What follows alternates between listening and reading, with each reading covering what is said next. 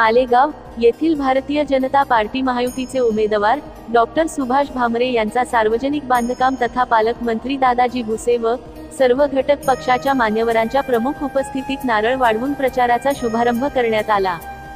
Nilesh Kachwe, Suresh Nana Nikam, Dada Jadhav, Sanjay Dusane, Rakesh Bhamre, Manohar Bachhav, Bharat Chavan, Nilesh Aher, Pramod Patil, lucky gill, Deva Patil, Vivek Warule, Sudhir Jadhav, Hariprasad Gupta, Nandu Tatya सोयगावकर,